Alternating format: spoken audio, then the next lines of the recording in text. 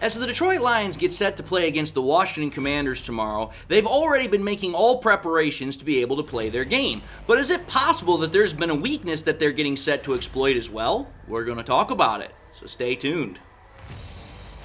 What are we? What makes us what we are and what we're going to be? It's grit. It's what we started with last year, guys.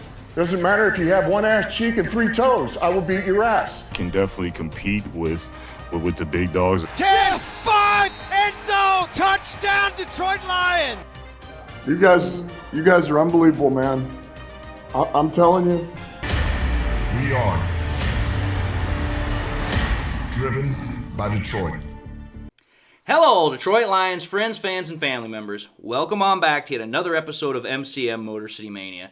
I'm your host, David T. Pike. And as always, we're diving on in. My friends, I gotta tell you, I'm excited as hell for tomorrow. I'm excited to watch Lions playoff football. The fact that we as a franchise have had, this is now going to be our 4th playoff game in 2 years. Absolutely unbelievable. Especially considering our history as a franchise. But not only is it our 4th playoff game in 2 years, it's our 3rd home playoff game. I mean, for crying out loud, how long has it been since we've had that many home playoff games? It's been a hot minute. So the fact of the matter is that I'm excited to be able to say, hey, you know what? My Lions are playing at home. We're going to have ourselves a great game. It's going to be a lot of fun.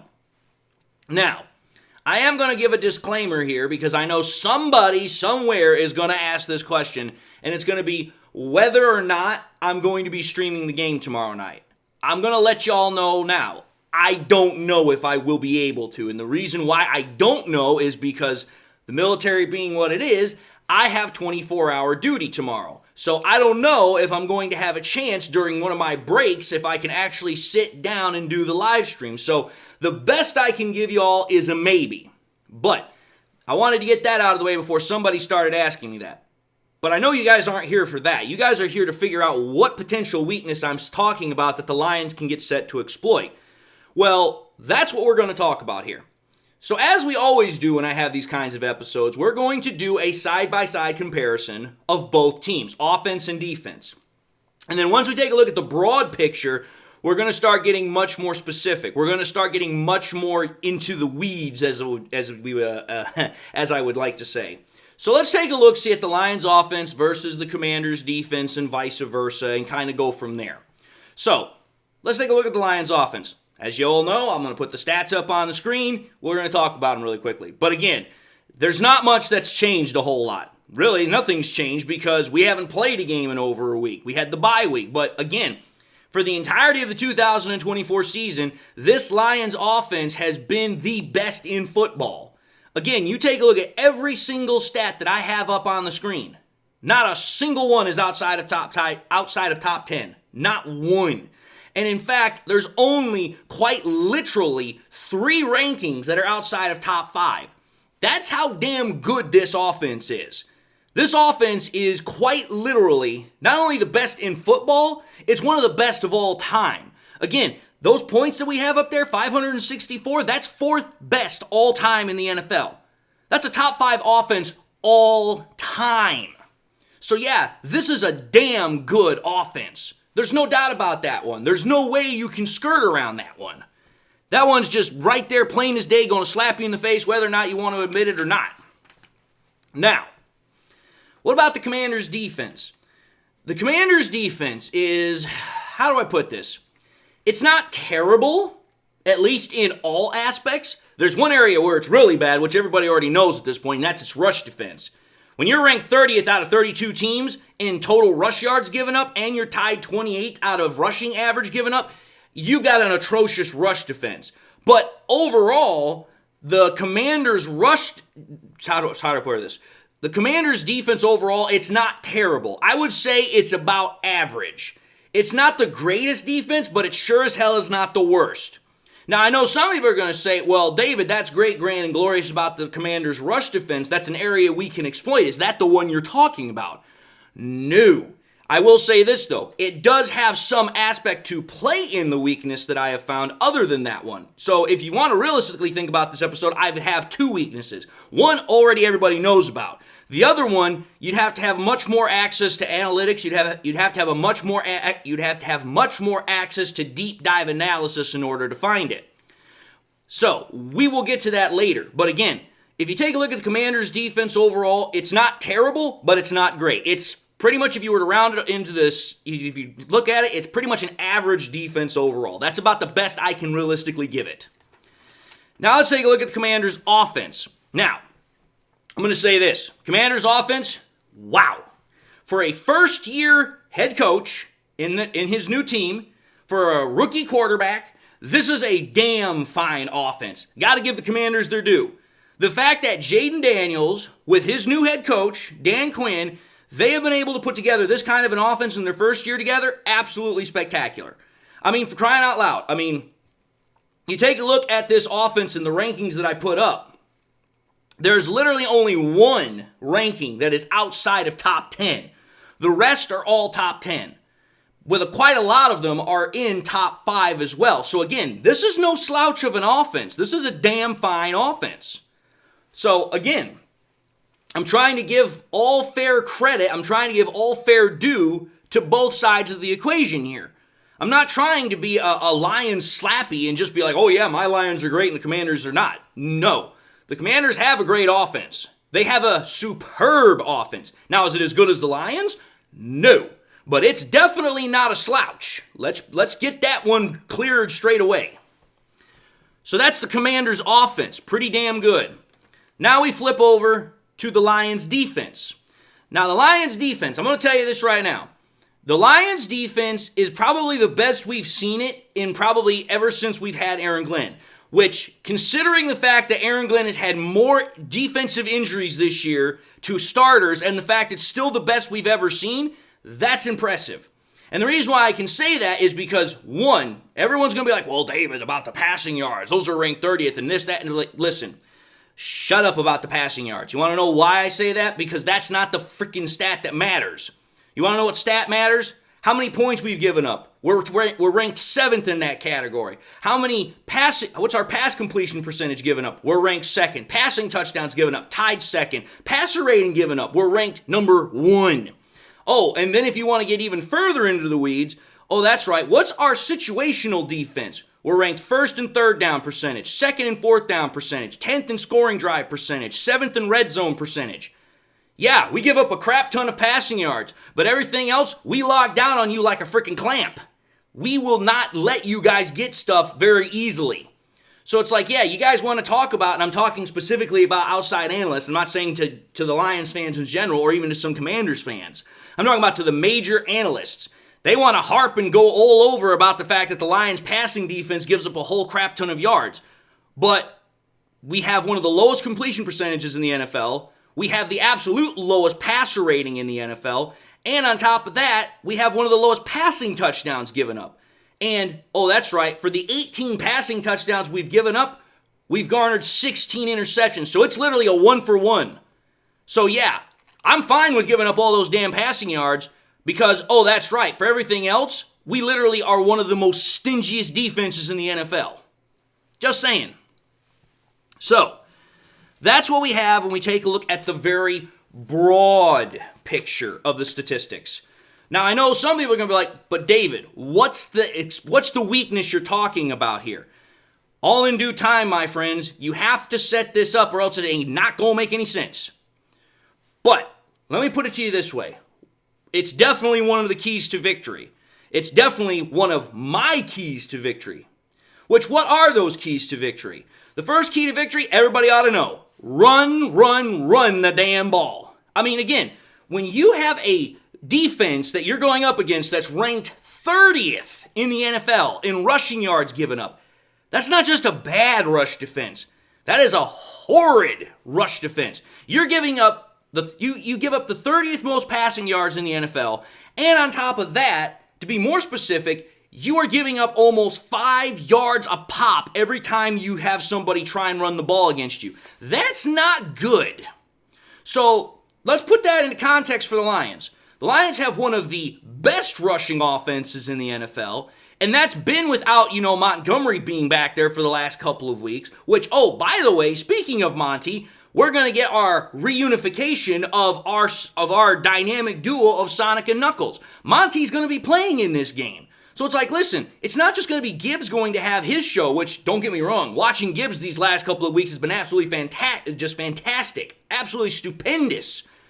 But when you have Monty in there to kind of balance both the speed and give some power to it, dude, that is a duo that is hard as hell to stop.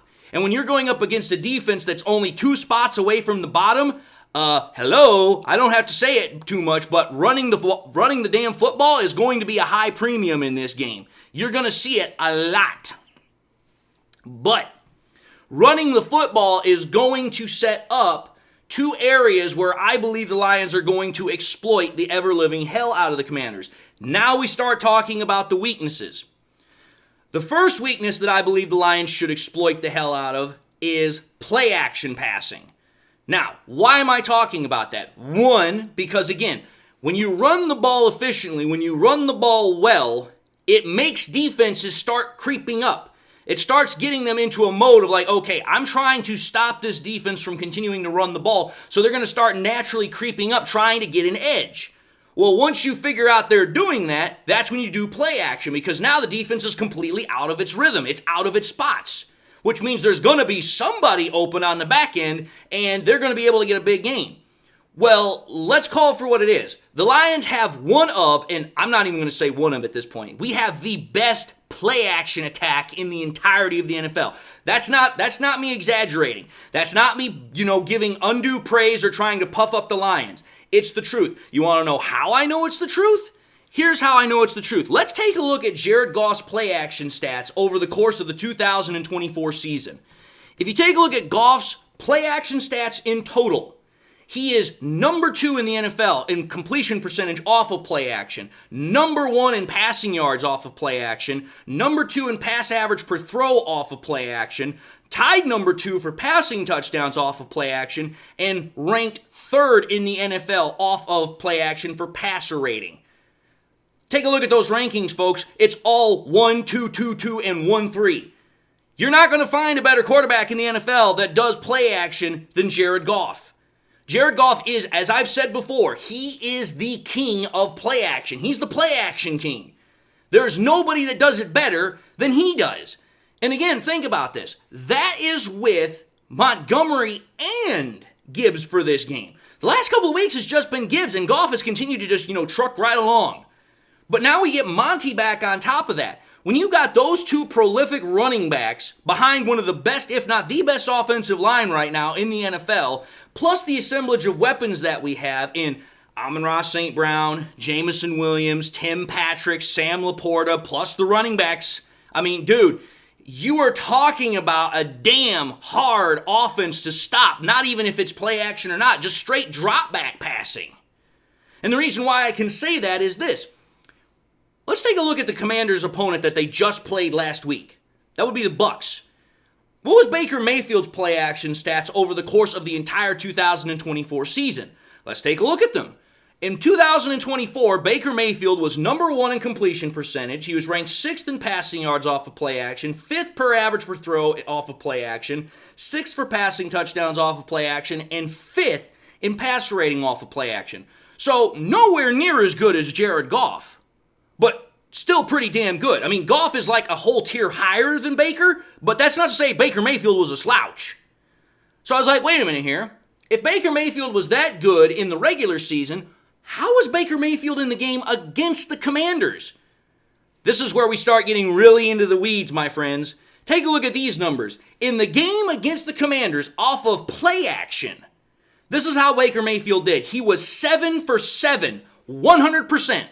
78 yards, 11.1 per average per throw, 2 touchdowns to zip interceptions with a 152.7 passer rating.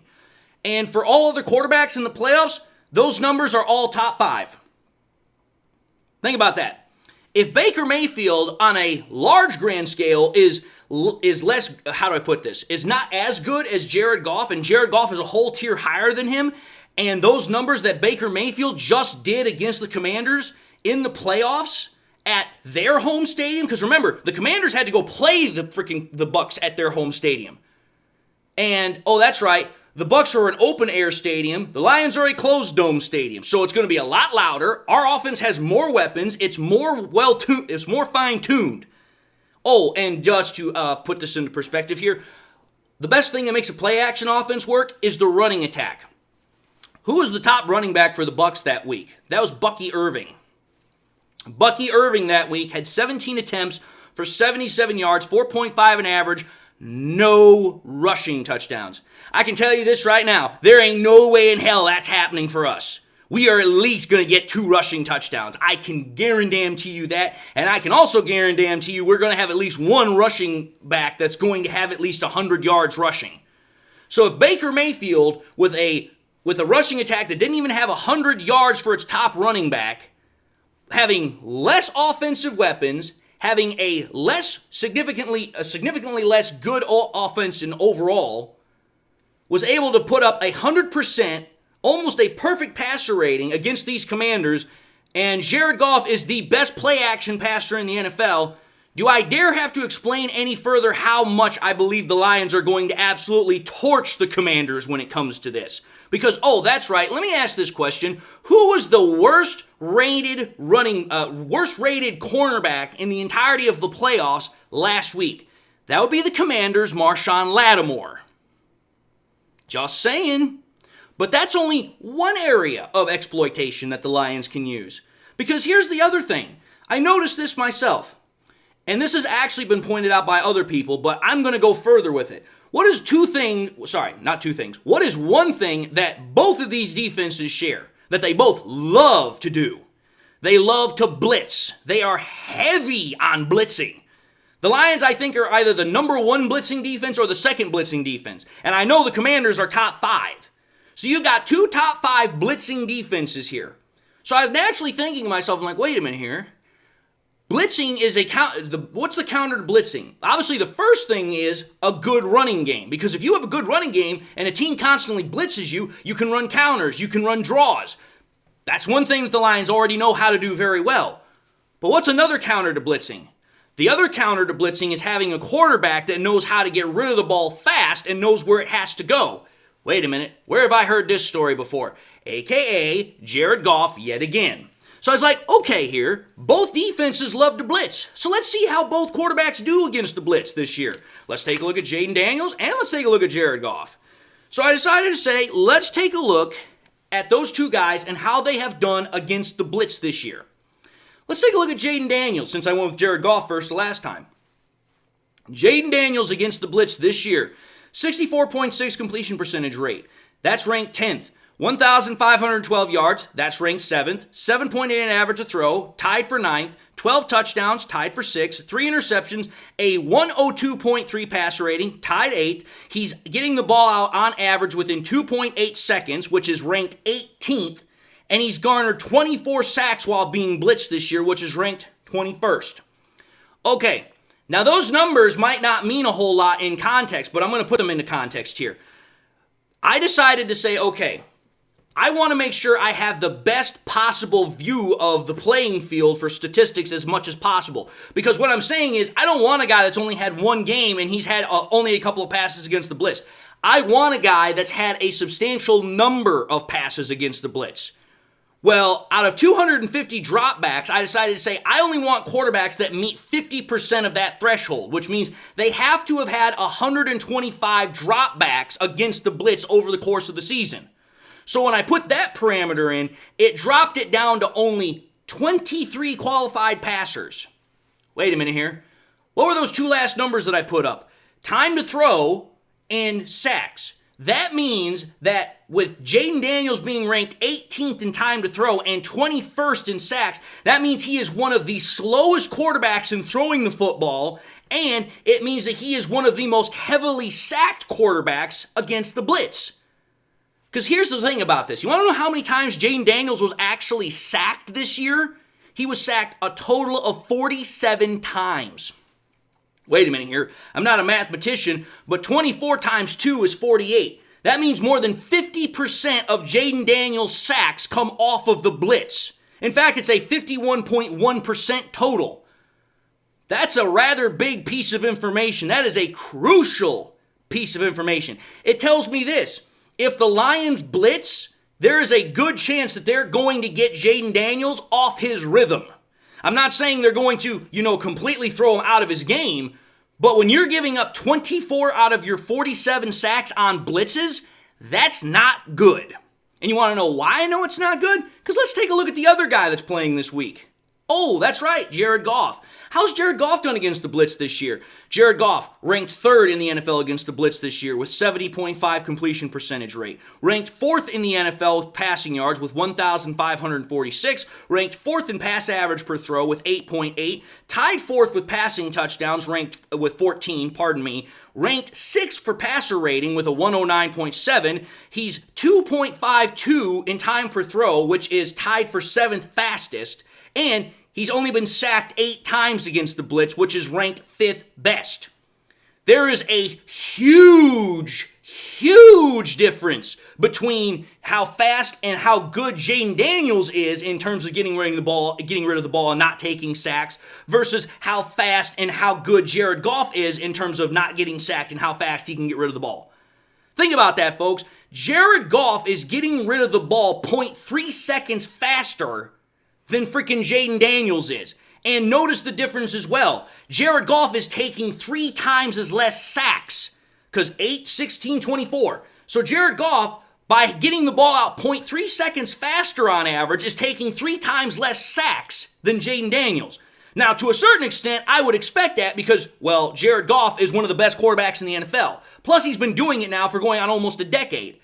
But the reason why it's a bad sign for Jaden Daniels is because, oh, that's right, Jaden Daniels is one of the most mobile quarterbacks in the NFL. I mean, for crying out loud, the dude only ran for 900 yards almost this year.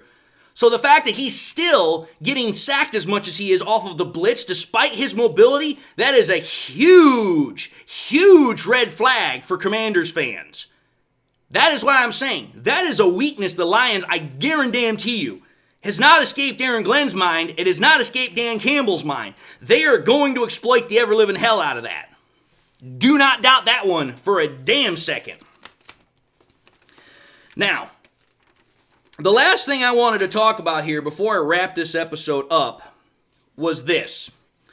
The situational offense and defense. Because there's one area that I think the Lions are going to have to take very good care when it comes to their offense and defense, and that's the situational stuff. What I'm talking about is 3rd down, 4th down, scoring drive percentage, and red zone percentage. The Lions are good on both sides of the football in that area. But when it comes to the Commanders, they're only good in situational stuff on offense. On defense, it is a completely different matter. The Lions, on the other hand, are good in both, as I already showed in the rankings earlier on in this episode. But let me show you exactly what I mean here. If we compare the offenses of both the Commanders and the Lions and the defenses of both Commanders and the Lions in those 4 areas combined, which is 3rd down defense, 4th down defense, scoring drive, and red zone defense, this is what you're going to see. Take a look at the offenses comparison, or going up against each other. When you take a look at the 3rd down defense, and I'm going to show you this up on the screen. When you take a look at the 3rd down percentage of conversion on offense, the Lions are 2% better at converting on offense on 3rd down than the Commanders. Now, on 4th down, the Commanders absolutely, and I can't even believe I'm saying this, but the Commanders absolutely wallop the freaking Lions in this. They are 20% better converting on 4th down than we are. However, though, there is a slight caveat to that. The Commanders have gone for it on 4th down 10 times less than we have. So there is a slight caveat to that. The Lions go for it on 4th down more times than they do, which means we're going to have less chances of being successful than they are. But still, the Commanders converting on 4th down almost 90% of the time, that's huge. When you take a look at the scoring drive percentage, the Lions are better by almost 2%, but it's actually more closer to 1.5. And when it comes to the red zone percentage, the Lions are better by almost 7%. So what does that tell me? That tells me that the Lions, when it comes to situational offense, are significantly better than the Commanders. The Lions are better on 3rd down conversion, they're better on scoring on every drive, and they're better in terms of scoring in the red zone. Now, like I said, the Commanders are better on 4th down when it comes to their offense. But what about the defenses. This is where things really tip in the Lions' favor. When you take a look at the defenses in comparison to the exact same thing that I just talked about with the Lions and Commanders offense, it's not even funny. Take a look at this. The Lions on third down percentage are better than the Commanders by almost 6% because we stopped offenses by 6% better almost. When it comes to stopping defenses on fourth down, we are 25% better than they are. When it comes to stopping opposing offenses every single drive from scoring, we are 6% better than they are. And when it comes to stopping opposing offenses in the red zone, we are almost 10% higher than they are, or 10% better than they are. That right there ought to tell you something. Yes, the Commanders are great situationally in offense, but when it comes to their defense, they are very, very bad. They're very weak, especially in comparison to our defense, which tells me exactly what I need to know about this game. 1, the Lions on offense need to run the ball so that way they can exploit play action passing, and they need to take advantage of the Commanders' blitz-happy nature so that way Goff can absolutely shred them. But other than running the ball to set up the pass, the Lions have got to, on defense, they have got to be strong situationally, because the Commanders' offense is that good in situational football, such as third down, fourth down, scoring drive percentage, and red zone percentage. But the same is true for the Lions. And I'm telling you this right now, probably the one area that is going to get a lot, and I mean this, a lot of plays and a lot of, a weight of the game is going to go on it, is in fourth down. Because I said, the Lions are one of the best fourth down defenses in the NFL. And the Commanders are the best fourth down offense in the NFL as far as conversion percentage. If you don't think that's not going to be an area where there's going to be a lot of plays, you'd be mistaken because, that's right, we know our coach, Dan Campbell, loves to go for it on fourth down. So do not be surprised if there's not a whole hell of a lot of punting in this game. There's going to be a lot of fourth down attempts, and somebody's going to be the one that's going to go home heartbroken because they're not able to actually convert. And I would be willing to bet it's more likely going to be the Commanders because our fourth down offense is the exact conversion percentage rate as is the Commanders in terms of allowing opposing offenses to convert on fourth down. It is the exact same, 66.7%. Whereas the Lions defense versus the Commanders offense, you're talking like a 45% difference. That means there's a huge gap of where it could potentially fall. Just saying. But having said that, I believe I've laid out all the evidence possible for this episode so that way we can know exactly what to expect for tomorrow night. Having said that, I'm going to end this episode and say thank you all for watching yet another episode of MCM Motor City Mania. If you like what you saw, by all means, highly encourage y'all to watch the next episode. Also encourage y'all to do one of these 3 things: like, comment, and subscribe. If by chance you subscribed in the past and you forgot to do so at the time, want to highly encourage y'all, please, to make sure you hit that bell notification icon so that way you guys never miss any more content I push out. Also want to encourage y'all, please, make sure you share the content with your Lions friends and family members. Share it here on YouTube, share it on Twitter, share it on Facebook, share it anywhere and everywhere you possibly can, because the more we can do that, the greater the channel can grow and spread. And with that being said, my friends, whether this is the first time you're watching me or it's the upteenth time you've watched me, I hope y'all not only enjoyed the content, but more importantly, you got something out of it. Also hope everyone out there has got something in their life that makes them happy, makes them smile. God bless, my friends, and until tomorrow night, whether or not I stream the game or not, I will be with you guys in spirit, and I hope we all win. God bless, and until the next time we meet,